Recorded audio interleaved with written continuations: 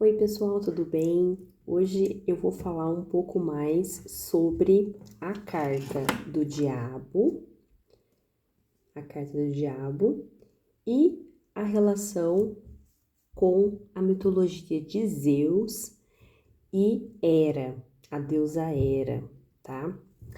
Bem, pessoal, todas as vezes que eu estarei falando sobre as cartas do tarô, eu gostaria que vocês entendessem que cada carta é um mistério por si só, tá? Então, o que a gente está fazendo aqui, o que eu estou fazendo aqui, é fazendo uma reflexão, usando a mitologia ao nosso favor para entendermos um pouco mais algumas perspectivas do próprio mistério. Eu vou solucionar todo o mistério da carta? Jamais. Eu tenho essa pretensão de falar sobre todos os lados positivos e negativos da carta? Não tenho. A carta do diabo, ela tem seus lados positivos, com certeza, tá? Mas também tem seus lados negativos, como qualquer outra carta. Ela mostra mais, ela ressalta mais os lados negativos, mas não quer dizer que não tenha lados positivos. Tudo certo? Bom, o que tem a ver com a mitologia de Hera e de Zeus? Para isso, primeiro eu vou contar um pouco mais sobre a mitologia grega, tá? De Zeus. Vou falar sobre a relação entre a sua esposa, né? Como que era essa relação, e depois eu vou incluir a carta do diabo. Para quem já entende um pouco mais a carta do diabo, vocês já vão pegando alguns lances do motivo pelo qual eu escolhi essa mitologia para a gente conversar um pouco, beleza? Bom, para isso eu vou começar lá nos primórdios da mitologia grega, que é o nascimento do panteão dos deuses gregos. A gente começa vendo que o grande Uranus e a grande Gaia, eles se juntam e tem a criação de dois grandes deuses, o deus Cronos e a deusa Reia. Pois bem, a partir disso, Cronos e Reia, eles se casam e eles ficam sabendo de uma profecia que os próprios pais deles tinham falado, que um dos filhos de Cronos iria destroná-lo. E depois disso, Cronos não queria saber de filho. Falou que todas as vezes que Reia teria um filho, ele iria comê-lo, ele engolia. Então Reia teve vários filhos e nessa jornada, Cronos ia lá, pegava o filho e comia. No último filho de Reia, ela já estava cansada já. Ela colocou uma pedra, fingiu que era o Zeus, ele comeu, só que pediu ajuda para os seus pais antes de dar a luz a Zeus. Então eles foram, né, na terra de Lícito, lá no Monte Egeu, ela conseguiu dar a luz a Zeus, porque lá era uma terra no qual nenhuma sombra iria chegar até a querida Reia. E foi aí que Zeus nasce. Ele permanece, né? Ele cresce lá no monte, lá em Creta, na verdade. Ele conhece vários personagens mitológicos lá. Um deles, né, é o bode Pan, que é o seu irmão adotivo, o seu aliado. E lá ele fica até quando ele cresce e ele entende que já chegou o momento dele batalhar com o pai. Após ele ter crescido, ele se disfarça de copeiro, né? Ele se disfarça de um copeiro e ele vai seguir os conselhos de Metis, que ele mistura na bebida, né, de Cronos, mostarda e sal. E através dessa mistura, porque como era uma bebida doce, né, colocou mostarda e sal, ele ficou enjoado e começou a vomitar todos os filhos, né? E através disso ele depois se gladeia com o próprio pai, mas consegue destronar Cronos. Legal. Até aí não tem Hera, né? Você viu que eu não falei, eu não citei Hera nenhuma. Hera só vai ter destaque na mitologia grega depois que ela se casa com o próprio Zeus. Mas vamos com calma. Então, depois que ele destrona, Zeus destrona o próprio pai, os ciclopes dão a Zeus de presente, né, por ter libertado também os ciclopes do Tártaro, né, dá o relâmpago, dá o trovão, dá os raios. Netuno, né, Poseidon, na verdade, né, Poseidon dá o tridente, Hades dá o elmo da invisibilidade. Todos esses presentes faz com que o próprio Zeus se ressalta como um líder, um grande líder ali dos deuses, né? Dos deuses. Então, aí até agora nada, eu não falei da Hera, não citei o nome dela, por mais que ela seja a primeira filha de Cronos e de Reia. Ela foi a primeira, era a filha mais velha. Depois que ela foi liberta, ela foi considerada uma deusa com bastantes ideais. Mas, num belo de um dia, ela conhece Zeus, e Zeus estava disfarçado de qual pássaro? O pássaro chamado cuco, né? E o cuco, gente, o pássaro cuco, ele tem um comportamento muito interessante. Ele pega os ovos, né? Os próprios ovos e coloca nos ninhos alheios. Então deixa que os pássaros, os outros pássaros que cuidem dos filhos dele. Então isso já é uma simbologia, tá? Você vai ver que a personalidade de Zeus tem tem muito do cuco ali. Mas ele só disfarça de cuco? Não, ele se disfarça de vários animais. Mas nesse momento a intenção é já te dar uma pista de como que é a personalidade do próprio Zeus. Zeus, ele tem esse lado muito solar, né, de conquista, de ser o grande líder, mas a gente observa que o tendão de Aquiles dele é na parte amorosa, né, porque ele não tem freios.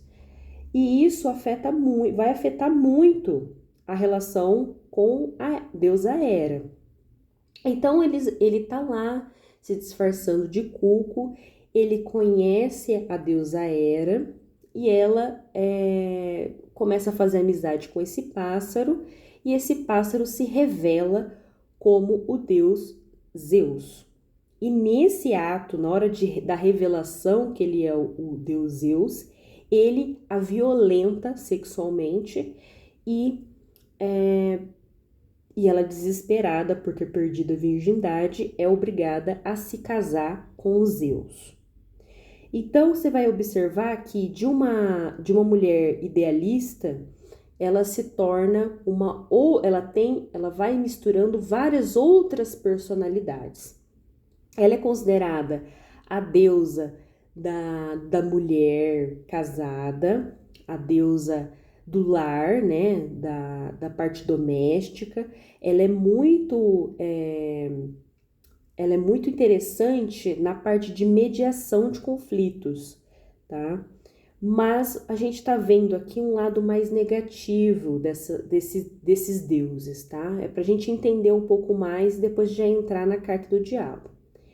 O que acontece? Depois que ela é obrigada a se casar, Reia, que é a mãe, que sabe muito bem da personalidade de Zeus, tenta parar Zeus impedir que a própria filha se case com Zeus, mas ele também violenta Reia, para dizer que ele vai se casar mesmo com a Hera. Pois bem, depois que eles se casam, eles têm uma noite de núpcias que dura 300 anos na ilha de Samos, e lá ela tenta, através da fonte de Cânatos, recuperar a virgindade. Então você observa que ela não se recupera 100% do trauma. É um trauma que ocorre ali, né? Ela é obrigada a se casar com ele através de um trauma. Então, a gente observa na mitologia que existe um amor e existe um ódio muito grande também através desse laço que é meio obrigatório, que ela se sente obrigada.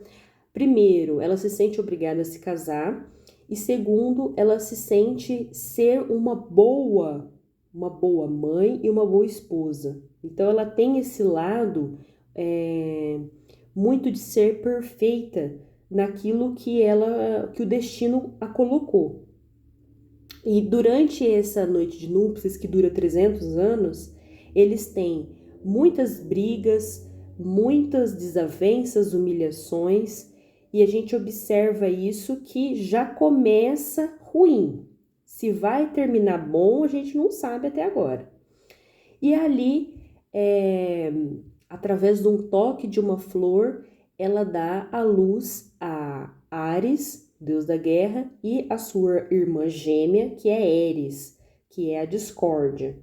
E além disso, o deus, né, Nefestos, que é o padrinho, né, o padroeiro dos olheiros, que mais aqui? Dos ferreiros e dos caldeiros. Dos caldeiros. E aí, o que acontece? O Nefesto, ele é um filho interessante de Hades, porque ele fica muito revoltado de saber que ela deu à luz sem a concepção do próprio Zeus. Ele fica revoltado com isso, de Hera ter feito ele sem o toque de Zeus, e aprende num trono que ele mesmo fez. E só depois que Dionísio entra na história e o embriaga, que ela consegue se escapar das próprias amarras que o filho construiu. Então você observa que tem muito desse lado prisioneiro da deusa Hera, né? O que acontece? Além disso, ela pega para Cristo, né, todos os filhos de Zeus, principalmente Héracles, que é, né, o Hércules que a gente conhece. Ela pega em todos os sentidos, ela odeia Héracles. Até em todos os trabalhos que ele faz, ela tem um dedo que ela quer fazer a discórdia ali. E todas as vezes que ela tenta manipular, fazer planos para acabar com os filhos de Zeus, ela fracassa. Então ela é muito frustrada. Além disso, além dela tentar fazer com que os filhos de Zeus fora do casamento sejam destruídos, derrotados, ela nunca consegue. Então ela é uma mulher frustradíssima, e todos os planos também para tirar Zeus da jogada, ela também nunca consegue. Um dos planos que ela tentou fazer foi com Poseidon e o Apolo, né, que num belo de um dia Zeus estava dormindo, eles pegaram todos os raios, trovões e relâmpagos de Zeus, tentou amarrar Zeus, mas não deu certo. E aí, como a deusa era a que estava, né, sendo a principal ali da história, né, de manipulação, ele prendeu também Hera. Então, foi um caos, assim, para a própria deusa. Então, o que que isso tem a ver com a carta do diabo, né? Gente, tudo, tem tudo a ver com a carta do diabo, né? Então, é uma relação que não sai desse ciclo. É um ciclo que um trai, ela fica frustradíssima, ela é uma deusa muito fiel, tá?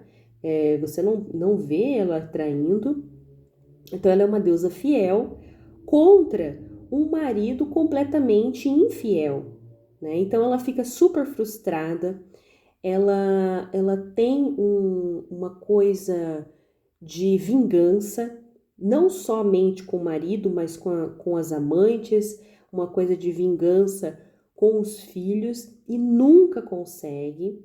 E é muito complicado porque é uma concepção, apesar de todas as frustrações, ela ainda é considerada a deusa do lar, né? Ela ainda é considerada a deusa doméstica, da mulher casada e tudo mais, né? Só que a mulher casada no sentido da mulher frustradíssima, né?